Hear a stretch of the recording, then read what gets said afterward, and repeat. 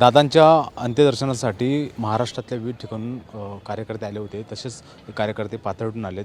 तुम्ही कोण आहेत सर आणि काय सांगाल? मी पाथर्डीहून खास दादांचा कार्यकर्ता.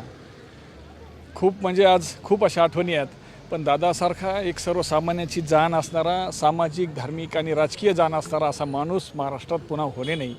एवढा उंचीचं नेतृत्व आज आपल्या महाराष्ट्राने गमावलं आहे आणि याचं माझ्यासारख्या असंख्य कार्यकर्त्याला प्रचंड प्रमाणात असं दुःख आहे. दादा आणि काम म्हणजे दादा असा शिस्तप्रिय नेतासुद्धा आज महाराष्ट्रात कोणी राहिला आहे असं दिसत नाही.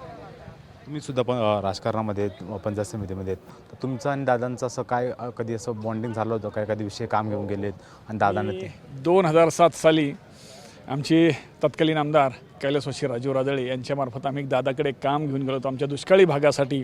त्यावेळेला दादा जलसंपदा मंत्री होते. क्षणाचाही विलंब न लावता कुठल्या पक्षाचे कुठले, फक्त दुष्काळी भागातला प्रश्न, पिण्याच्या पाण्याचा प्रश्न, त्यावेळेला दादांनी आमचा तो प्रश्न जवळजवळ 150 कोटीची योजना त्यावेळेला दादांनी झटपट मार्गी लावली आणि ती योजना आज दादाच्या आशीर्वादानं, दादाच्याच कृपेनं व्यवस्थित चालू आहे. दादा म्हणले की काम तुम्ही म्हणलेत की आता बघू शकता की बारामती बघू की एकदम स्वच्छ सुंदर आहेत, नियोजनबद्ध आहेत, शिस्तबद्ध आहेत. आता रस्त्यावरती महाराष्ट्रातल्या अनेक ठिकाणी दादा भेटी देते. दादा बीडचे पालकमंत्रीसुद्धा होते, पुण्याचे होते. आता ह्या ठिकाणी दादा दिसणार नाहीत. तुम्ही कार्यकर्ते म्हणून तुमची काय भावना आहे? नाही, दादाची पोकळी कधीच भरून निघणार नाही. सर्वसामान्य राष्ट्रवादीचं तर नुकसान झालं, पण सर्वसामान्य कार्यकर्त्याचं आणि महाराष्ट्राचं प्रचंड असं नुकसान झालं. कारण एवढा मोठा नेता एका दिवसात तयार नाही होत. 40-30-40-50 वर्षाची प्रचंड मेहनत आणि त्याच्यातून हा असा नेता तयार होतो. अकाली जाणं हे महाराष्ट्रासाठी, कारण महाराष्ट्राला खूप मोठी अशी घटना आहे. खूप मोठे नेते 4-5-6 नेते महाराष्ट्राने अकाली गमावलेत. हे मात्र काय महाराष्ट्राला शाप आहे की काय असं वाटतं.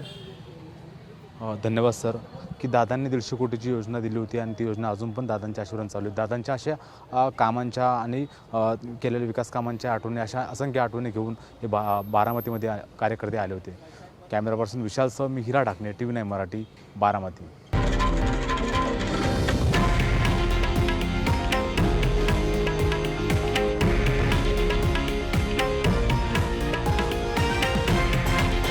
हे आहे देशातील नंबर 1 न्यूज नेटवर्क आणि आपण पाहत आहात TV9 मराठी, एकमेव.